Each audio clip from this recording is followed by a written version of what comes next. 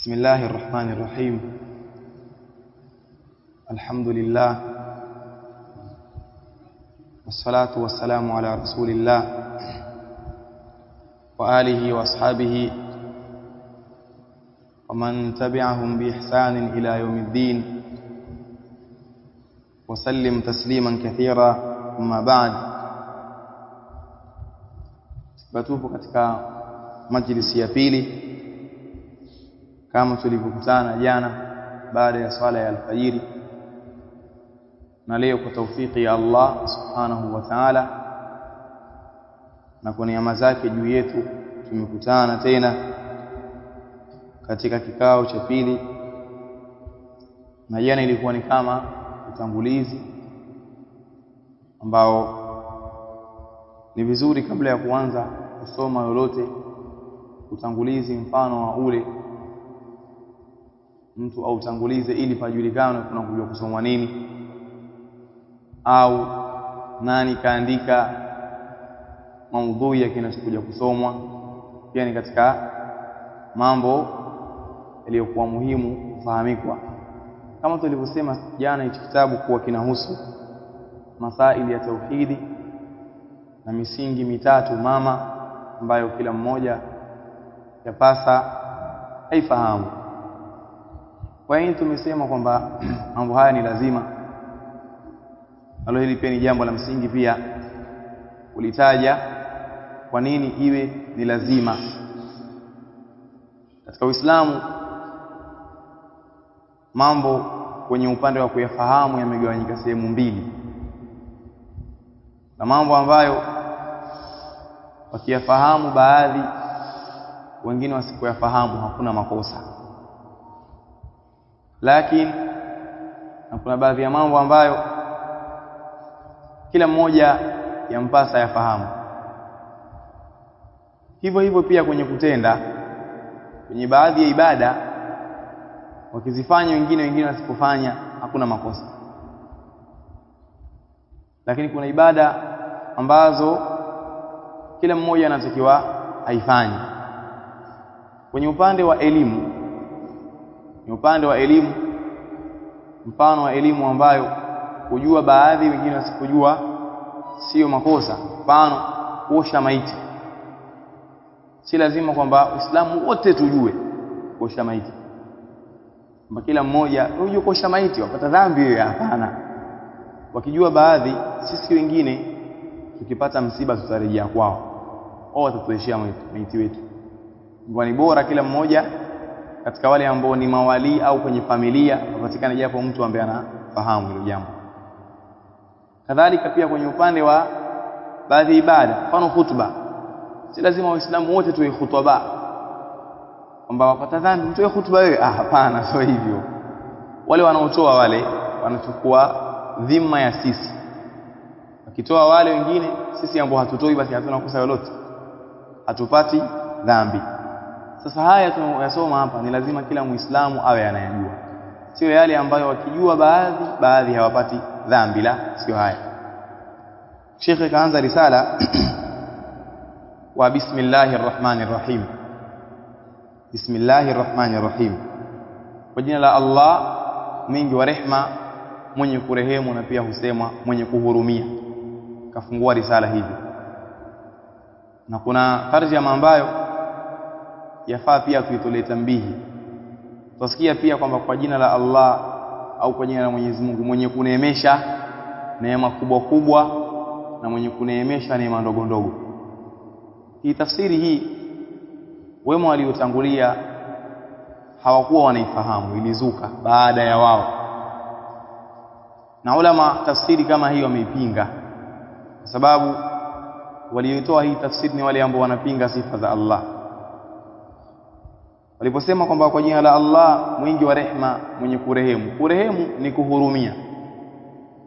Kumwambia mtu basi ni rehemu, kwa maana ni hurumie. Na pili ukisema kumwambia Allah, unamuomba yeye Allah ni rehemu, kwa maana ni hurumie.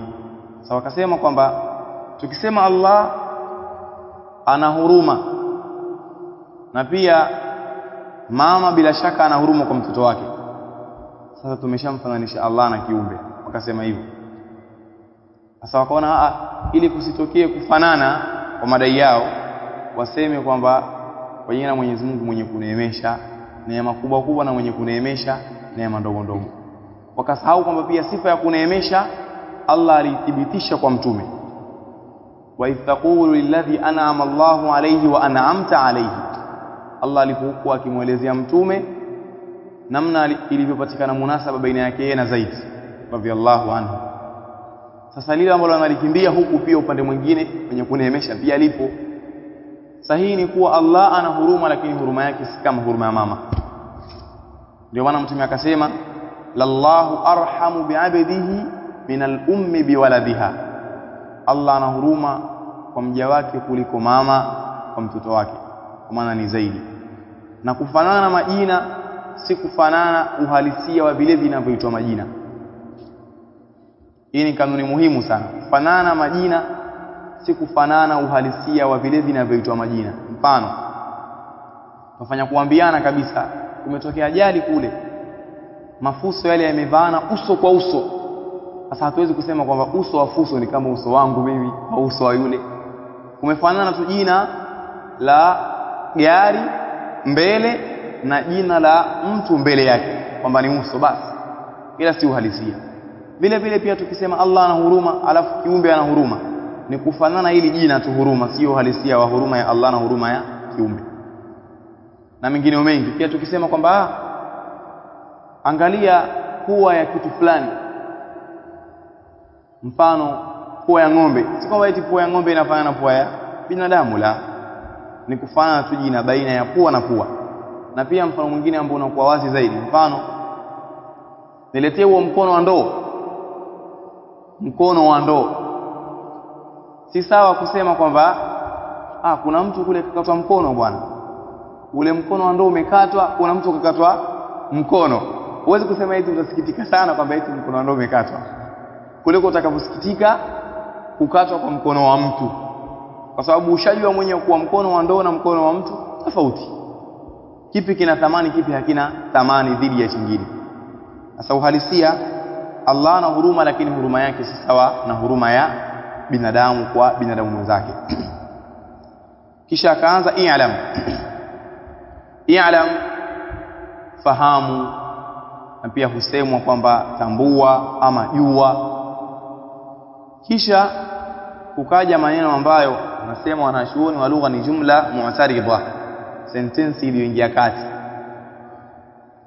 Unaweza ukaongea jambo kisha ukiongea kuna maneno ambayo yakiingia kati pale ambayo hana munasaba na maelezo yako, ile maneno huitwa jumla mu'taridha, sentensi ambayo imeingia kati, ambayo haina sehemu katika i'rabu ya maneno yako. Kama kuongea mtu nilikwenda sokoni, nilivyoenda sokoni alhamdulillah, ilitamka alhamdulillah halina munasaba na story ya sokoni, limeingia kati. Hapa shekhe akasema fahamu rahimakallah, Allah kurehemu. Ya Allah kurehemu ni sentensi ambayo imeingia kati. Asili yake ni kusema i'lam kisha ukaja neno baada ya rahimakallah, hiyo ndio asili yake. Na huu ni uslubu ambao wapo nao wanachuoni, ana tunga kitabu na anaandika maneno kisha anamuombea dua ambaye anasoma kile kitabu. Na hii ni kuonesha kwamba muadhamu ya ulama mioyo yao ni kunjufu kwa Waislamu, bali sasa tukasema kwamba wote wapo hivyo.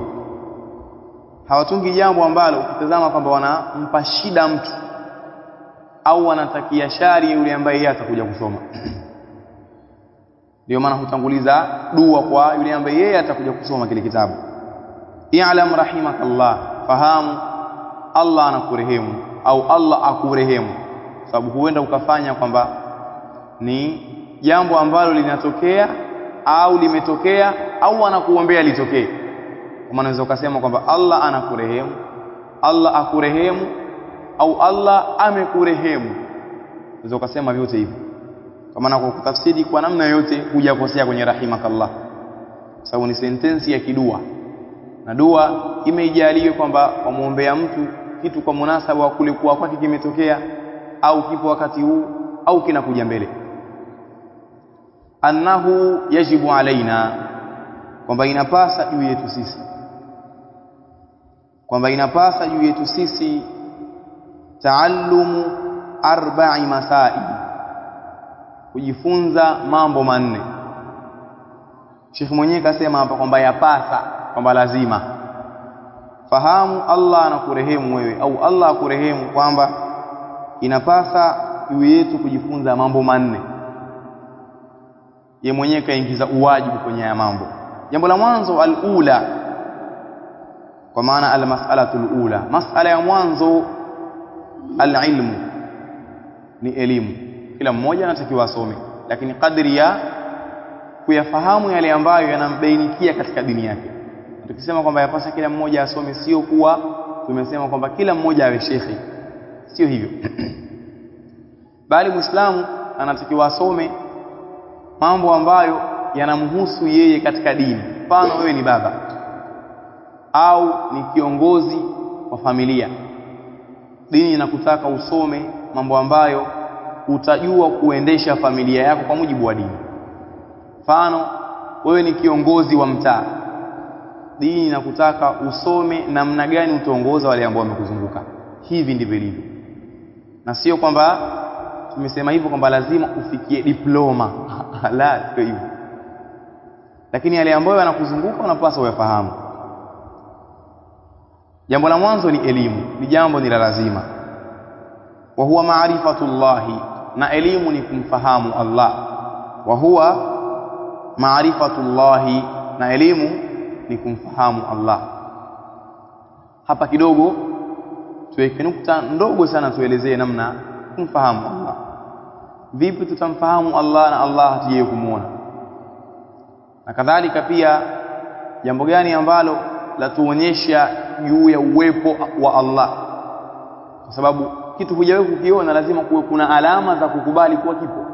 Lazima kwanza alama za uwepo wa Allah, kuna alama nyingi na zimegawanyika mafungu yafuatayo. Kuna alama akliya, za kiakili. Kuna vitu tu akili inaonesha kwamba Allah yupo. Akili kama akili, ukivitafakari hivyo vitu. Kadhalika pia na kuna alama shar'iyya, na kuna alama za kisheria kama Qur'ani. Hebu tazama Qur'ani ile ilivyo na uzingatia aliyokuwa ndani. Unajua bila shaka kuna aliyeumba vitu duniani, kuna aliyeongea haya maneno ambaye ni Allah, na pia kuna alama kaunia za kiulimwengu. Kuna alama za kiulimwengu, alama za kiulimwengu kama masala ya kitendo cha kuzama jua, kuchomoza jua. Ile jambo halikuvumbuliwa na mwanasayansi yote lile. Sasa ni alama ya kiulimwengu, ile inaonesha juu ya uwepo wa nani? Allah. Tazama pia unapokuwa Muislamu unaomba mvua, ukiomba mvua, baada ya hapo mvua ikanyesha, nani kaitikia dua yako? Allah subhanahu wa ta'ala, kwamba yupo Allah. Kadhalika pia nafsi zetu sisi zinaonesha juu ya uwepo wa Allah. Yani mimi na wewe ni alama tosha juu ya uwepo wa Allah. Mfano, hivi mwanasayansi gani ambaye alitutia mashine tumboni kwa chakula kiingia kinasagu? La, hamna. Ni Allah subhanahu wa ta'ala. Ndio maana Allah akitaja kwenye Qur'ani anataja alama za rububia nyingi sana ukitazama. Mfano, Allah kwenye Qur'ani kasema, qul ara'aytum in ja'ala Allahu alaykum al-layla sarmadan ila yawm al-qiyamah. Hebu nipeni habari, lau kama Allah ataujalia usiku ni wenye kuendelea milele mpaka siku ya kiyama. Yani sisi tukilala ni usiku, tukiamka usiku. Man ilahun ghairu Allah ya'tikum bidhiya'in, ni muabudiwa gani asiyekuwa Allah atakayekuleteni mwangaza? Allah kapanga kuwe na kiza hivi hivi. Sasa hivi kuna karibia kucha, ni alfajiri hii. Lakini Allah kama kapanga tujalie kile kiza cha saa 7 saa 8, ndio maisha yote yapo vile. Nani ambaye ataleta mwangaza? Jibu ni hapana, hakuna ambaye ana uwezo huo. Kwa hiyo huyo ambaye kajalia vile ni alama ya kwamba yupo, kwa sababu wanasema Waarabu, wujudu sanati dalilun ala wujudi sani. kukipatikana kilichotengenezwa ni alama juu ya uwepo wa mtengenezaji. Ndio maana leo mtu akisema kwamba mimi ni mtoto, sina baba wala mama na sijazaliwa, unaona bwana huyu ana akili huyu. Yaani upatikane vipi wewe pasi kupatikana wazazi? Haiwezekani. Kwa pia vile vile haya yote haya yanaonyesha juu ya uwepo wa Allah. Na aya nyingine imekuja ikasema kwamba kinyume chake, nipeni habari kama lau kama Allah atajalia mchana uwe ni wa milele, unaenda kazini ukirudi mchana, unapumzika wewe tu, lakini bado hakujazama jua, upo vile vile mchana. Kwa hii ni alama ya Allah kwamba Allah yupo. Pia Allah kataja mambo mengi sana. Nani ambaye kajalia hii ardhi imetulizana? Nani ambaye kajalia baina ya bahari mbili zile haziingiliani? Allah akasema ndani ya Qur'ani, marajal bahraini yaltaqiyani bainahuma barzakhun la yabghiyan. Allah kagawa baina ya bahari mbili zinakutana lakini haziingiliani. Nani kafanya vile? Allah subhanahu wa ta'ala. Nani ambaye anageuza mfano mbegu ya uzazi kutoka hatua hii mpaka kuwa mtoto ndani ya tumbo la mama zetu au ndani ya matumbo ya mama zetu? Ni Allah subhanahu wa ta'ala. Hakuna mwingine ambaye analifanya nini. Kwa yote haya ni mambo ambayo yanaonyesha kwamba Allah yupo. Allah yupo. Kadhalika tukirejea tena hapa kwa ufupi tumeelezea hilo namna ya uwepo wa Allah. Wa huwa ma'rifatullah, na elimu ni kumjua Allah. Na elimu ni kumjua Allah. Wa ma'rifatu nabiyihi, na kumjua nabii wake ambaye ni mtume wetu Muhammad sallallahu alaihi wasallam. Kumjua mtume sallallahu alaihi wasallam ni katika mambo ambayo wengi sana tumezembea. Ukija kwenye kumfahamu Allah, wengi sana tunamfahamu Allah kwa sababu hata akili zetu kama nilivyosema zinakiri hilo, Allah yupo.